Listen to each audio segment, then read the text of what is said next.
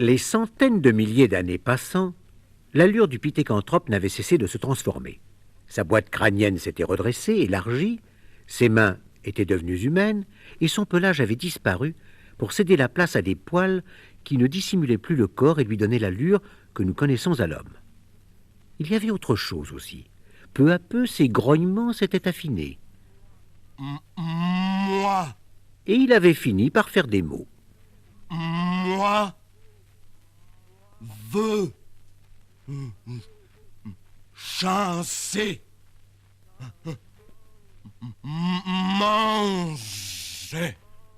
Bien sûr, il ne possédait encore qu'un vocabulaire bien réduit, mais cela suffisait pour que la vie communautaire s'organise mieux que lorsqu'il ne pouvait émettre que des grognements. Manger. Ce fut 100 000 ans avant notre ère que le pithécanthrope ayant terminé son évolution, apparut l'homme de Néandertal. Ce n'était plus un singe cette fois, mais un véritable homme.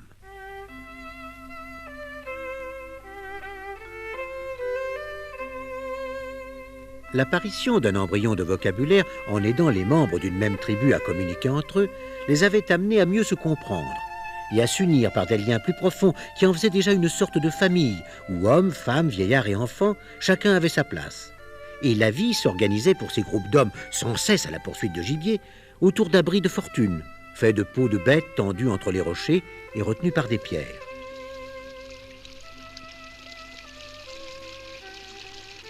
Moi, manger ça. Voués à ne se nourrir que du produit de leur chasse, les hommes de Néandertal étaient condamnés à ne manger que du gibier. Et les poissons qu'ils voyaient nager dans les rivières leur paraissaient un mets qui aurait pu leur permettre de varier leur ordinaire. Attention, moi attraper. Seulement, il était très difficile d'attraper les poissons avec les mains. Attention. Et la plupart du temps, l'opération se terminait par un bain forcé. À la grande joie des Néandertaliens qui, l'intelligence se développant, commençaient à avoir de l'humour. Oh, moi, idée! Un jour, en effet, un de nos ancêtres avait trouvé la solution. Pourquoi ne pas essayer de tailler une pierre de façon à la rendre coupante et de s'en servir pour affûter très finement l'extrémité d'un bâton ou d'une branche? Elle traverserait le corps de l'animal plus facilement et on pourrait le capturer par surprise. Oui, bien.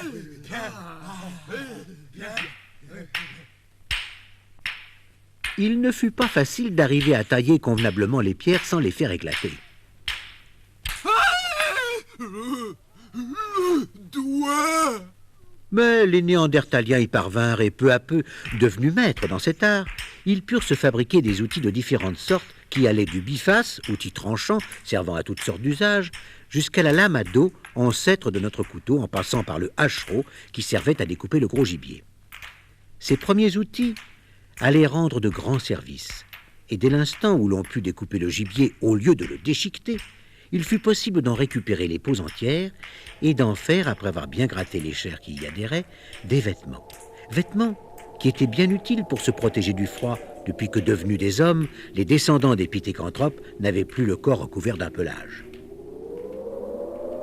D'ailleurs, les jeunes femmes trouvèrent vite que ces vêtements pouvaient être beaucoup plus saillants si, au lieu d'utiliser les peaux telles qu'elles se présentaient, on les assemblait entre elles pour leur donner des formes.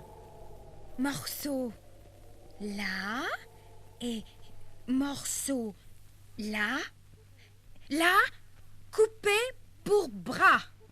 En faisant avec le biface des trous en bordure des morceaux de peau, elles les assemblèrent à l'aide d'herbes tressées et avec la couture, les premières robes virent le jour. Bien. Très bien. C'est que l'évolution des sentiments aidant, les jeunes femmes avaient de plus en plus besoin de plaire à celui qui leur paraissait plus adroit ou plus fort que les autres. Toi, joli. Toi, fort.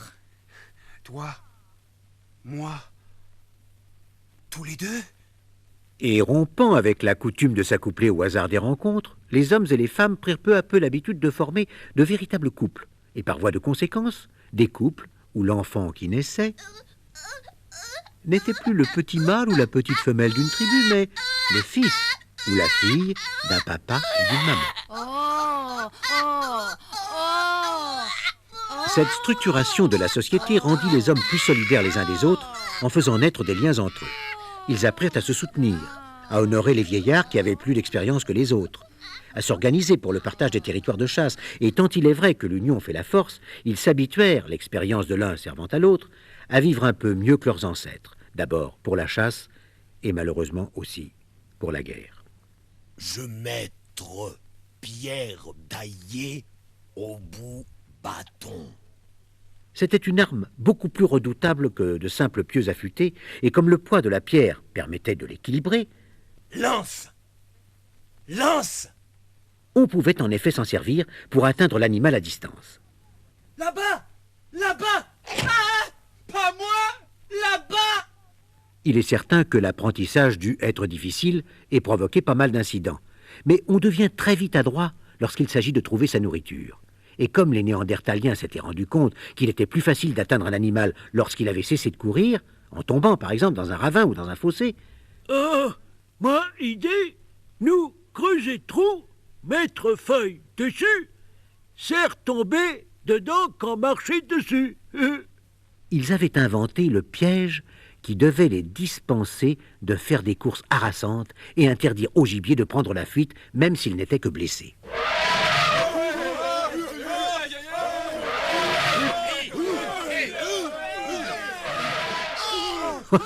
Il dut y en avoir des chasses épiques. Et le piège, comme la lance à pointe de silex, devait singulièrement améliorer l'ordinaire, d'autant qu'à partir d'un certain moment, les Néandertaliens, qui goûtaient déjà au poisson, découvrirent une autre nourriture en s'apercevant que les animaux déterraient les racines de certaines plantes pour les manger. Si bon pour eux, peut-être bon pour moi? Il n'y avait qu'à goûter. Et c'était relativement facile de déterrer des racines lorsqu'on avait à sa disposition des silex taillés pour gratter le sol. Bon. Bon. Les goûts et les couleurs ont toujours été partagés, et il faut bien reconnaître que même à notre époque, certains n'aiment pas les légumes. Mais c'était en tout cas la promesse de ne pas mourir de faim lorsque l'hiver, par exemple, le gibier se faisait rare ou partait vers d'autres climats.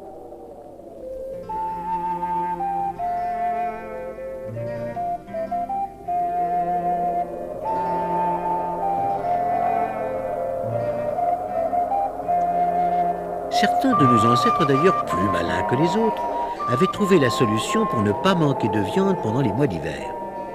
Ours d'or hiver. On pouvait l'attaquer par surprise dans sa grotte, mais il y avait plus fort. Nous rester dans grotte. Et qu'enfin, quick ours et le manger. C'était un excellent moyen pour pallier l'absence de congélateur et avoir tout à la fois le gîte et le couvert. Puisque l'hiver, il était impossible de rester dans les abris de fortune, autant se réfugier dans une grotte où des ours hibernaient et d'en tuer un lorsqu'on aurait besoin de viande. Par contre, on ne saura jamais si c'est par hasard ou à force de réflexion que les Néandertaliens ont découvert le moyen d'allumer le feu pour faire cuire cette viande. Il est probable qu'en taillant les silex pour en faire des outils ou des armes, ils avaient dû remarquer que suivant la façon dont ils les frappaient entre eux, ils en faisaient jaillir des étincelles. Regardez! Regardez! Oui. Encore! Encore! À force de jouer avec le feu, on finit par l'allumer, et il est probable que le jour où une étincelle jaillit des silex et tomba sur des herbes sèches en y mettant le feu, ces braves Néandertaliens en furent les premiers surpris. Ça brûle! Ça brûle! Eh, ça brûlait en effet, et ils avaient découvert le moyen d'allumer eux-mêmes le feu dont ils ne pouvaient jouir jusque-là que lorsque la foudre s'abattait sur un arbre. Mais ce procédé était laborieux. On ne devait pas y arriver tous les jours, et il est probable qu'à cette époque, bien des convives ont dû attendre pendant des heures, et peut-être même des jours, que le repas soit prêt. Alors? J'ai faim, moi! Alors? Ça vient? La seule solution était d'entretenir le feu lorsqu'on avait réussi à l'allumer, et d'éviter de le laisser s'éteindre. Ce fut sans doute une des grandes préoccupations de nos ancêtres, et la source de bien de leurs problèmes. Le feu. Éteint. Comment éteint? Je parlais, et quand je revenu... Parlez, parlez, parlez. Toujours parlez. Parlez, parlez, parlez. Nous ne savons pas si les scènes de ménage existaient déjà à cette époque, mais il est certain en tout cas que les Néandertaliens, à la suite de longues expériences, avaient appris à soigner les blessures par l'application de telle ou telle plante. Et si l'un des deux partenaires recevait un coup, il n'y avait pas trop de mal. Il faut dire que les soins des plaies étaient des plus utiles dans un monde où la chasse, dont dépendait la survie, était souvent dangereuse et où les luttes entre tribus ne devaient pas manquer, puisque même les milliers de siècles qui se sont écoulés n'ont pas réussi à nous faire comprendre que le bonheur de l'homme ne peut venir que de la paix.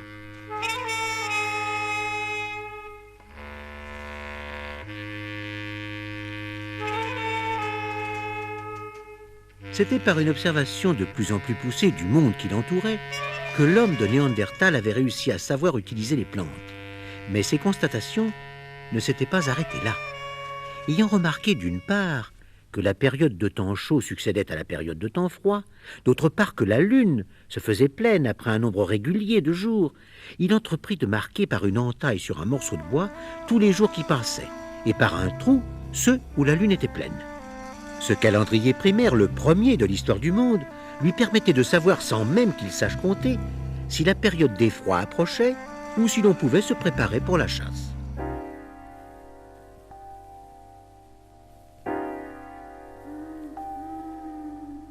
Elle intriguait bien nos ancêtres, cette lune qui se promenait dans le ciel en changeant de forme. Et il n'y avait pas qu'elle qui leur posait des questions. Le soleil, les étoiles, le vent, les animaux, la nature entière s'y mettait. Comment tout ça vivre? Et comme il leur était impossible de répondre à cette question, pour eux, tout était de la magie. Quant à leur propre destin, Feuille repousse après été morte. Et soleil, revenir après disparu. il ne pouvait en être différemment pour eux. Et l'homme de Néandertal, troublé par le mystère de la mort, commença à mettre dans la terre le corps des défunts pour qu'ils ne soient pas dévorés par les bêtes sauvages et qu'ils puissent continuer à vivre de cette autre vie qu'ils ne connaissaient pas. Il fallait s'attirer la protection de toutes ces forces que l'on ne comprenait pas. Pour cela, l'homme de Néandertal inventa des rites magiques pour entrer en communication avec elles. Et ce furent des chants psalmodiés et de la danse, qui allaient plus tard, beaucoup plus tard, engendrer la musique.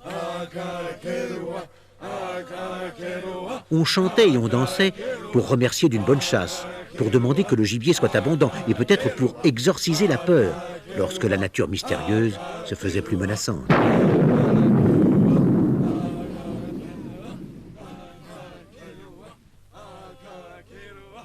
On ne saura jamais comment l'homme de Néandertal disparut de la surface de la Terre 35 000 ans avant notre ère.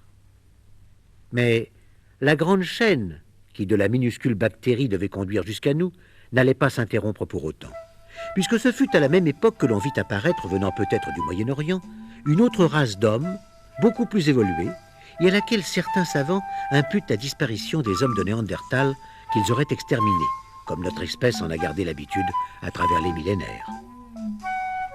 S'ils étaient cousins de l'homme de Néandertal, ils n'en descendaient pas directement, et une évolution plus avancée les faisait ressembler beaucoup plus que leurs prédécesseurs à l'homme d'aujourd'hui.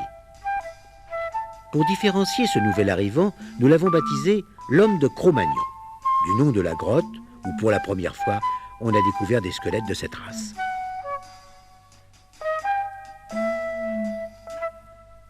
Comme l'homme de Néandertal, l'homme de Cro-Magnon utilisait la pierre pour ses outils et ses armes.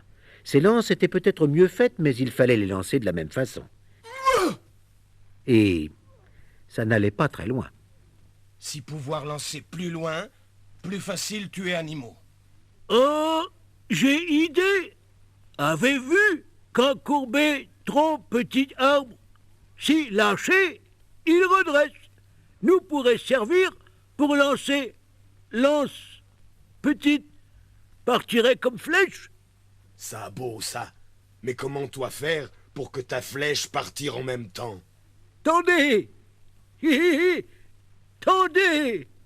Le problème avait probablement demandé pas mal de jours de réflexion, mais finalement, l'homme de Cro-Magnon avait inventé l'arc et lancé de plus en plus loin la flèche qui surprenait le gibier. Bravo! Ça facile pour attraper bête qui court plus vite. Nous cacher, attendre qu'elle passe. C'était la promesse de somptueux repas, ce qui ne les laissait pas indifférents, car les hommes de Cro-Magnon commençaient à s'habituer au confort. Ils avaient découvert qu'en attachant solidement une pierre taillée à l'extrémité d'un manche, on frappait avec beaucoup plus de force. Et, sans savoir que ce nouvel outil s'appelait une hache, ils s'en servaient pour abattre des arbres dont les troncs assemblés supportaient solidement les peaux de bêtes qu'ils y tendaient pour construire leurs huttes. Ces huttes, d'ailleurs, ils avaient vite pris l'habitude de les grouper pour former des villages, partant du principe qu'il est plus facile de se défendre lorsqu'on est nombreux. Il serait encore plus facile si autour des villages, pouvoir construire des barrages pour interdire passage à animaux sauvages. Pas bête, ça. Nous mettre pierre une sur autre et faire tas. Tout autour village. Ils avaient élevé les premiers murs. Des murs d'enceinte à l'abri desquels les femmes de Cro-Magnon, débarrassées de la crainte de voir surgir brusquement un danger, pouvaient accorder plus de soin à la surveillance des viandes qui cuisaient en dégageant un fumet délicieux. C'est que les femmes de Cro-Magnon n'avaient plus de problème avec le feu et elles pouvaient faire cuire tout ce que l'on mangeait. Un jour, en s'amusant à frotter deux bouts de bois secs l'un contre l'autre,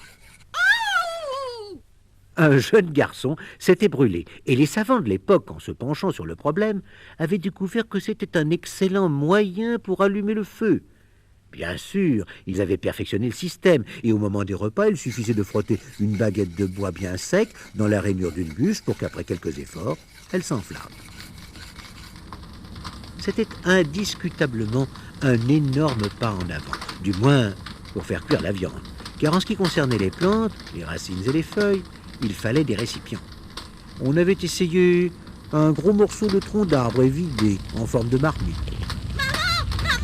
Il y a un marmite qui brûle! Alors on avait essayé avec une peau de bête. Maman, il y a un bouillon qui coule dans le feu! Les peaux, en effet, avaient vite fait de se percer. Il fallait trouver autre chose. Nous essayer faire marmite avec terre rouge. Elle, très dure quand soleil chauffe. On se mit à fabriquer les premiers récipients d'argile. Et comme la terre durcissait en cuisant, on ne risqua plus de voir la marmite prendre feu ou de retrouver le bouillon dans les braises. Ce fut certainement un jour de fête pour ceux qui aimaient les légumes. Et la vie s'organisant de plus en plus confortablement, on eut envie de vêtements plus chauds, mieux taillés. Ce furent bien sûr les femmes qui se préoccupèrent de la question. Elles savaient tanner les peaux des animaux beaucoup mieux que leurs ancêtres, mais ça les chagrinait un peu d'être obligées d'y faire de gros trous pour y passer des cordonnets qui servaient à les assembler. Faudrait pouvoir unir en passant cordon avec épines pour qu'on voit pas trou. Facile. Moi, faire aiguille. Aiguille? Oui. Bois cassé. Peut pas tailler fin. Si prendre morceau os, casse pas, lui. Je tailler pointu et faire trou pour passer cordon. Quand passer aiguille, cordon passer aussi. C'était vraiment une invention fantastique et qui prouvait que le cerveau des hommes s'était drôlement développé depuis le temps où ses ancêtres se promenaient dans les branches des arbres. On devint élégant du jour au lendemain. Et lorsqu'on devient élégant... Tu vois, pour tout à fait bien, faudrait petites choses autour du poignet et autour du cou. Comme déjà les hommes ne savaient rien refuser aux femmes, on étudia le problème, et avec des os judicieusement choisis, on fit des colliers et des bracelets. La mode ne devait plus jamais s'en passer, mais puisque les os des animaux se travaillaient si bien, pourquoi ne pas essayer de s'en servir pour autre chose? Vous remarquez comme font poisson quand manger? Oui, se lance sur proie et ferme la gueule. Si c'est nous lui donner proie, nous mettre dedans petit crochet attaché fil. Quand poisson manger, crochet enfoncer gueule et nous tirer pour sortir haut. Nous n'avons pas encore trouvé un autre moyen pour aller à la pêche à la ligne. Et bien sûr, ce fut avec de l'os qu'on fabriqua les premiers hameçons. Regardez, regardez, celui-là, il est gros. Moi, suis sûr. Si on pouvait aller à Île, là-bas, on prendrait encore plus gros. Peut-être. Mais comment aller? Il faut croire que l'homme de Cro-Magnon ne savait pas nager ou alors qu'il avait peur de l'eau. Si on se mettait assis sur tronc d'arbre, il flotte, lui. Aucun chroniqueur ne nous a rapporté comment se passa la première traversée, ni combien de temps il fallut aux hommes de Cro-Magnon pour apprendre à diriger un tronc d'arbre à l'aide de leurs pieds et de leurs mains. Ce qui est certain en tout cas, c'est qu'ils se rendirent un jour compte que les roseaux remplis d'air flottaient beaucoup mieux que les troncs d'arbres, et qu'en les assemblant à l'aide de liens, on pouvait fabriquer un engin beaucoup plus manœuvrable, une véritable embarcation qui permettait de partir loin, très loin du village, vers des lieux qu'on ne connaissait pas.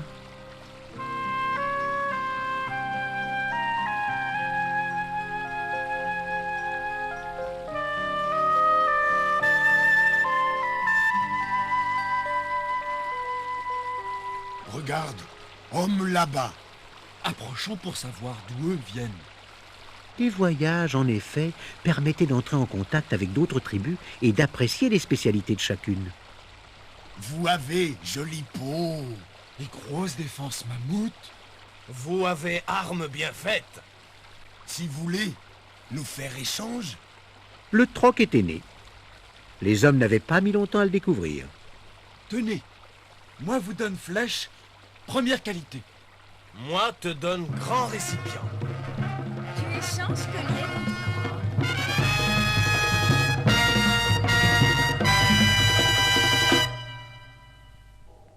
Les hommes de Cro-Magnon avaient beau se trouver très bien dans leur village, c'était encore dans les grottes qu'à l'approche de l'hiver, on était le mieux protégé.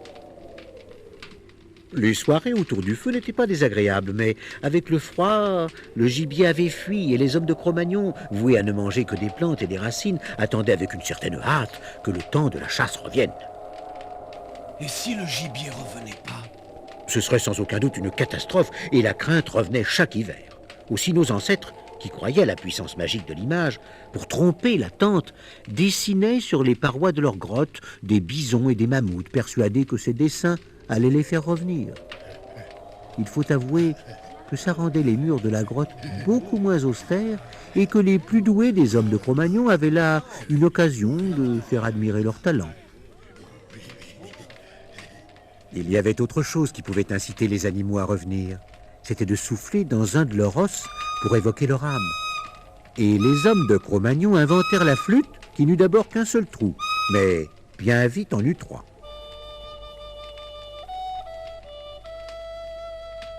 C'était bien beau de pouvoir écouter de la musique et de rêver que le gibier reviendrait avec le beau temps, mais ça n'améliorait pas l'ordinaire, toujours fait en hiver de racines et de plantes. Ce qu'il faudrait, c'est avoir des bêtes qu'on pourrait garder dans l'endroit et tuer quand besoin. L'idée n'était pas mauvaise, et l'été suivant, après avoir construit un enclos à l'aide de troncs d'arbres, les hommes de Cro-Magnon, en poussant de grands cris, rabattirent un troupeau de bœufs sauvages vers l'enclos qu'ils avaient préparé. Les repas à venir étaient tous assurés, et cela pour bien longtemps, car bientôt les vaches sauvages mirent bas de petits veaux. L'homme de Cro-Magnon avait découvert l'élevage, et il ne lui restait plus pour parvenir jusqu'à nous qu'à franchir les étapes de la civilisation. Plus de 90% du temps imparti à l'homme s'était déjà écoulé, et l'époque historique n'allait que commencer.